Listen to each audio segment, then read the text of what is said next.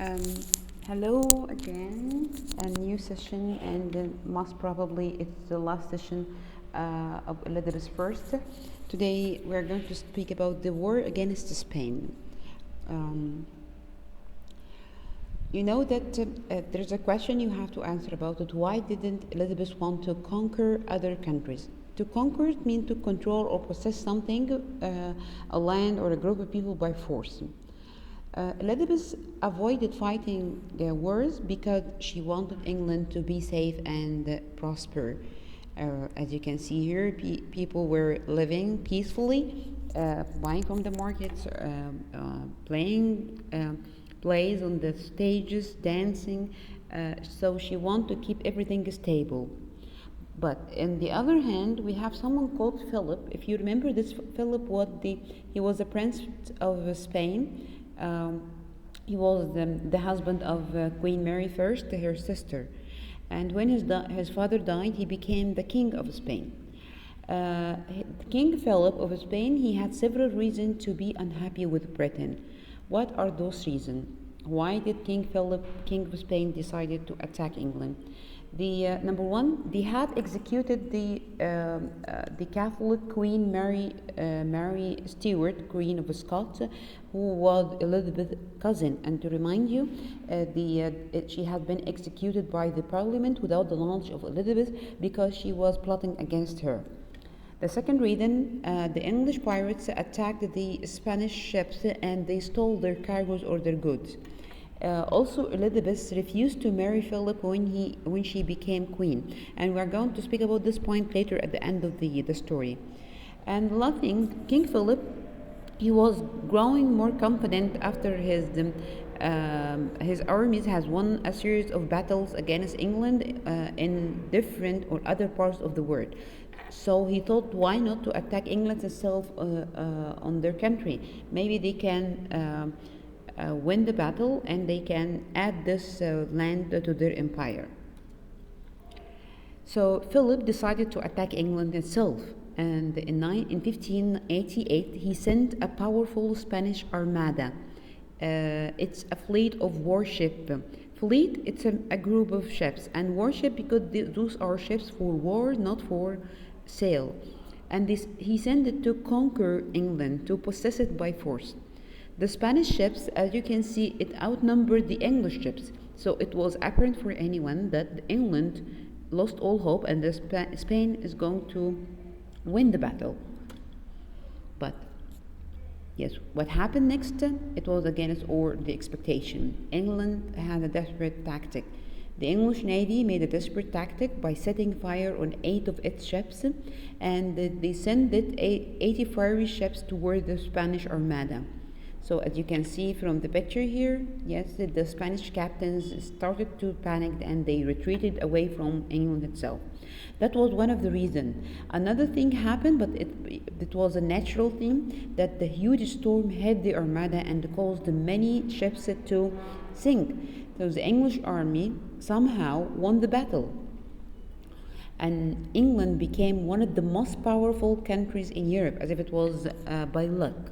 So we have two reasons. One of them was the plan made by the English Navy, and the second one was a natural disaster that happened helped the England to win the battle. From this point or now, the England has turned to be the greatest country, and here they have started the Elizabethan age, which started from 1558 to 1603. What is the Elizabethan age? The defeat of the Spanish, they ushered or lead or drive England into an age of prosperity, peace, and expansion. The prosperity, it means that they have improved in all the kind of fields.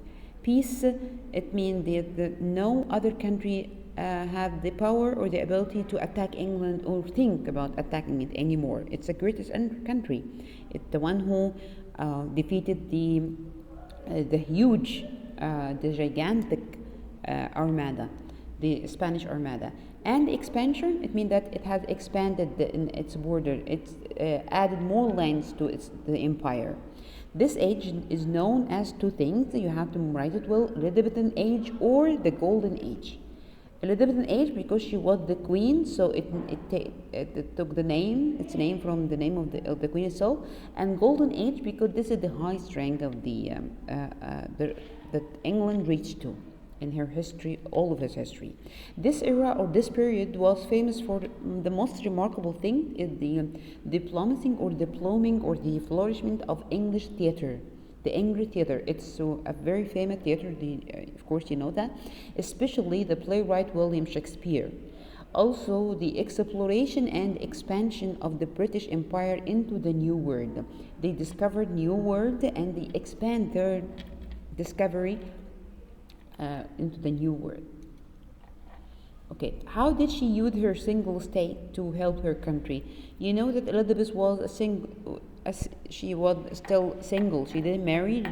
And then of course she didn't have children. So she used it in two ways in order to help her country, whether to piety or temptation, using the piety or the temptation of marriage. It means that she keep promising people to marry them, and then she retreat from that. Or on the other side, to scare them by marrying their foes or their enemy, so they get afraid and they do whatever she wants. Elizabeth, she died. You have to memorize three things here: the date where she when she died, where was she buried, and the one who succeeded her.